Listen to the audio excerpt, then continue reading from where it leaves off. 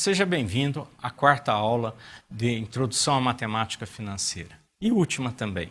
Nós vamos abordar hoje noção de fluxo de caixa e fazer as considerações finais acerca desse tema.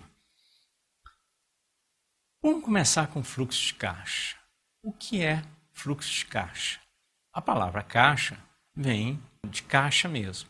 Ainda hoje, existem muitos estabelecimentos comerciais, principalmente em lugares menores, no campo, que eles usam a caixa mesmo como depósito de dinheiro, para colocar dinheiro e retirar dinheiro oriundo da comercialização dos produtos.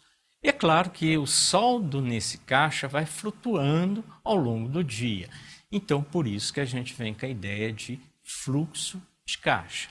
Mais formalmente, fluxo de caixa registra a sucessão de direitos e obrigações financeiros realmente ocorridos em um intervalo determinado de tempo, assumidos por uma pessoa física ou jurídica. A representação gráfica dessa movimentação financeira é feita por meio de um diagrama, denominado diagrama de fluxo de caixa.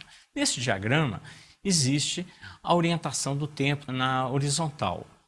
E os períodos que são os intervalos regulares de tempo, que pode ser mês, dia, trimestre, ano, em que você registra essa movimentação. Eventos, que significa saída de caixa, que é uma obrigação, é arbitrado como negativo e representado por seta descendente, ou seja, para baixo. Já aqueles que significam entrada de caixa, que é um direito, são admitidos como positivos e simbolizados por setas ascendentes ou para cima. Então aqui nós temos essa representação genérica. Nós temos simbolizando por FC, fluxo de caixa, conforme o período que ele está referido. 0 sendo o início do primeiro período, 1 sendo o final do primeiro período, que coincide com o início do segundo, e 2 o final do segundo, que vai coincidir com o início do terceiro, e assim sucessivamente. Então, uma representação genérica é apresentada para vocês. Lembrando, reforçando, que entrada de caixa, seta ascendente, ou seja, para cima, e saída de caixa, seta descendente, representada para baixo. Essa representação é bastante usual no mercado financeiro. Vamos dar um exemplo para facilitar isso. Imagine que você tem um principal, visto esse conceito na aula anterior, de 10 mil unidades monetárias, que nós simbolizamos por UM. A taxa de juros de 10% a ponto, que a gente já discutiu na primeira aula, que significa ao ano. E vamos imaginar pelo prazo de um ano. Então, ao longo de um ano, vai ter uma capitalização anual. Como é que ficaria o montante devido após um ano? Vejamos o seguinte. O conceito de montante é a soma do valor inicial mais o juro proporcionado no período. Então, nós temos o seguinte, que o juro proporcionado é 10 mil vezes a taxa de juros. 10% é 10 dividido por 100, que dá 0,10. Então, o montante será 10 mil mais 10 mil vezes 0,10, que vai dar 1.000. Com 10 mil, dá os 11 mil, conforme nós podemos determinar. Então, agora vamos representar esse fluxo de caixa. Nós devemos notar que um fluxo de caixa vai haver dois agentes, nesse caso, na operação de empréstimo. O tomador do empréstimo, que a gente chama de devedor, e quem concede o empréstimo, que a gente chama de credor.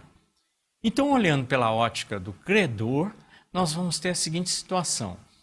Na data zero, vai ter um desembolso pelo credor de 10 mil, por isso seta descendente, ou para baixo.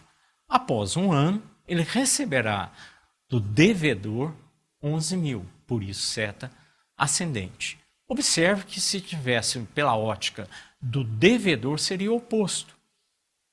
O diagrama estaria invertido, ou seja, ele receberia na data zero 10 mil, então seria seta ascendente, e desembolsaria 11 mil após um ano, seta descendente. Então, reforçamos a convenção. Seta ascendente significa entrada e saída, seta descendente. ou para baixo. Nós resolvemos adotar no curso uma unidade monetária fictícia. Então, a nossa moeda vai se chamar unidade monetária e cujo símbolo é o M. Por que nós estamos adotando essa moeda? Para evitar comparações com valores correntes de bens e serviços praticados no país, no nosso caso, o Brasil. Por outro lado, também, como o curso tem um caráter introdutório à matemática financeira, permite arbitrar a hipótese de trabalhar com uma economia estável, sem inflação. Até uma próxima aula.